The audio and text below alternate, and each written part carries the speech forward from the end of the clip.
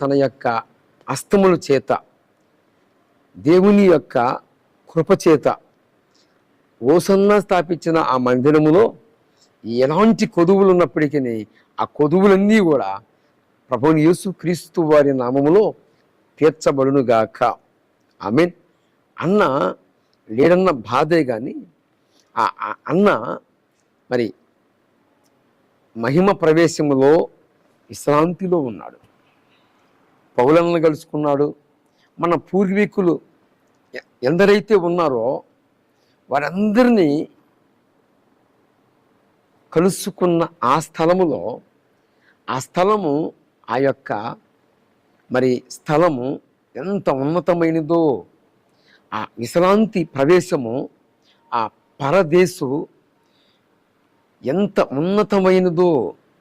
ఇక్కడ అనేక రకాలైన బాధలు, ఇబ్బందులు, ఈ అనేక రకాలైన ఊహించని పరిస్థితులు, రకరకాల పరిస్థితులు. కానీ అక్కడ ఉన్నది చూశారు, అక్కడ ఏ చింత లేదు. అక్కడ ఆరాధనలు, అక్కడ ఎలాగా అసలుకి ఎంత మధురంగా వర్ణించటము అది అసంభవము, అసాధ్యము. గమనించి గుర్తించి ఈ నా మాటలని కొద్దిగా మనస్కరించి మరి ఈరోజు అన్న లేడన్న మాటే కానీ అన్నని ఒకరోజు మనము కూడా కలుసుకుంటాం. అయితే అన్న పరిచర్య, ఓసన్న గారు అన్న పరిచర్య, ఆయన తిరిగిన ప్రాంతాలు, ఆయన చేసిన సేవ మరి నిత్యము తలపోసుకుంటున్నాం, తలంచుకుంటున్నాం. మరి భూమి మీద ఉన్న తన యొక్క భక్తుల యొక్క మరి జ్ఞాపము చేసుకుంటూ ఉన్నాం. అందుకే సామెతల గ్రంథము సాక్ష్యం ఇచ్చింది కదా, నీతి మంతులను జ్ఞాపము చేసుకోవటము ఆశీర్వాదకరం. అయినప్పటికీ అన్నని జ్ఞాపము చేసుకోవటము మాకు ధన్యత. అలాంటి భక్తులు ఎంతో మాకు ఇష్టలు. ఈ మాటల చేత ఈరోజు మరి ఆయా ప్రాంతాల్లో ఉన్న సంఘాలు కావచ్చు, ఆయా ప్రాంతాల్లో ఉన్న మరి దైవ సేవకులు కావచ్చు, అందరూ మరి మన పూర్వీకులని అనగా మన పూర్వీకులని, దైవ సేవకులని వారందరినీ కూడా మరి మీ యొక్క ప్రార్థనల్లో ప్రార్థించండి. మరి ఎందుకు అనగా వారు స్థాపించిన ఆ యొక్క మందిరములు అలాగనే కొనసాగాలి, ఆగిపోకూడదు.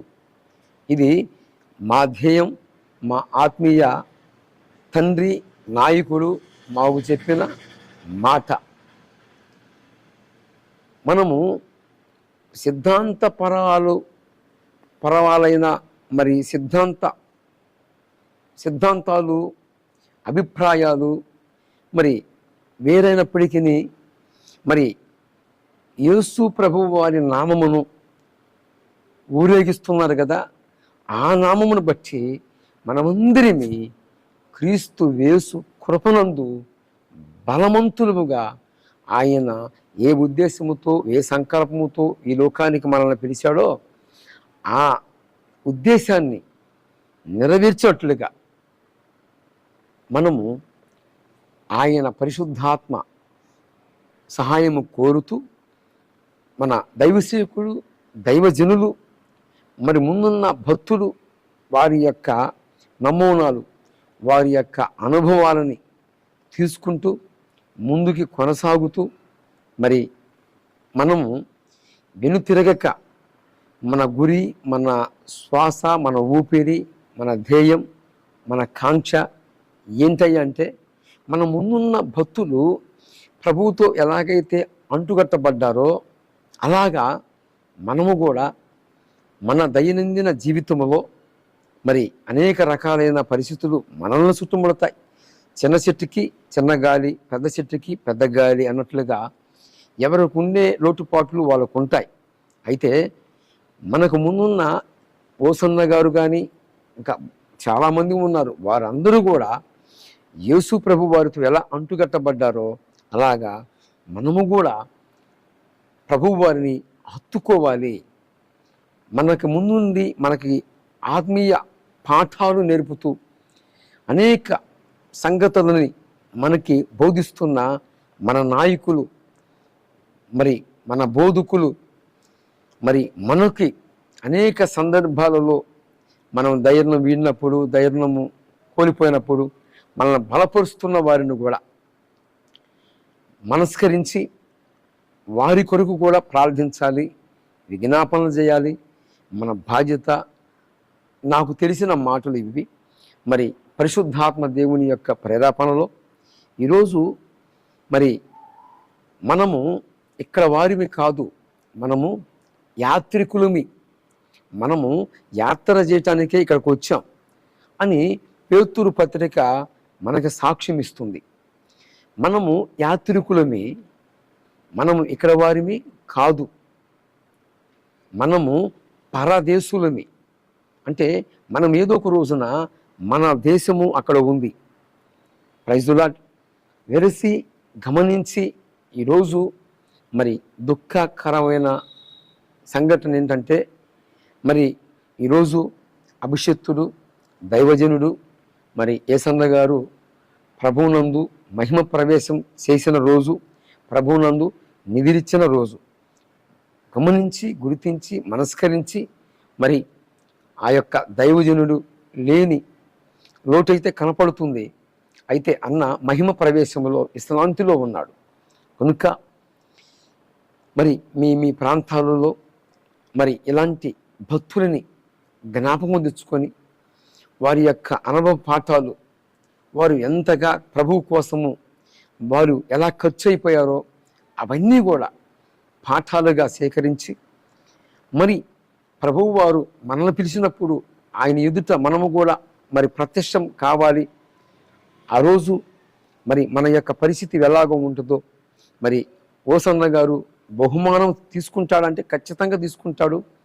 ఎందుకంటే మరి ఆయన ఎంతగానో క్రీస్తు కోసము కరిగిపోయాడు.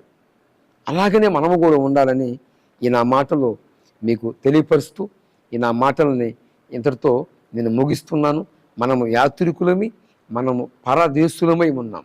పేతురిచ్చిన సాక్ష్యం గమనించి గుర్తించి ఈరోజు నీవు ఏ పరిస్థితిలో ఉన్నావో, నీ యొక్క సంఘములో సభ్యులు అంటే ఎలాంటి పరిస్థితుల్లో ఉన్నారో, నీవు ఎలాగ ఉన్నావో తెలియదు. కానీ ప్రేమైన దేవుని బిడ్డలారా, ప్రేమైన దైవ సేవకులారా, దిగజారిపోవద్దు, కృంగిపోవద్దు, నిరాశోబులోకి వెళ్ళిపోవద్దు. కానీ మనకు ముందున్న భక్తులని వారి యొక్క అనుభవాలను తీసుకుంటూ మనము ఎలాగ నడవాలో వాక్యమును కొలబద్ద బైబిల్ గ్రంథము దేవుని మనస్సు, ఆయన మనస్సు మన చేతుల్లో ఉంది.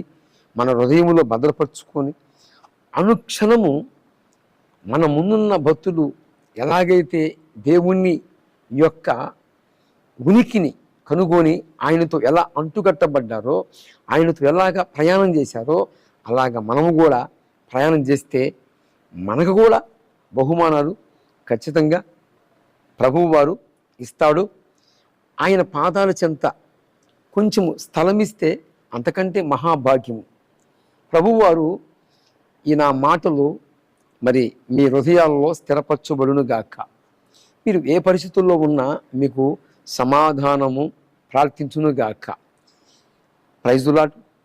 ప్రభు గొప్ప నామానికి మహిమ కలుగునుగాక. ఆమెన్.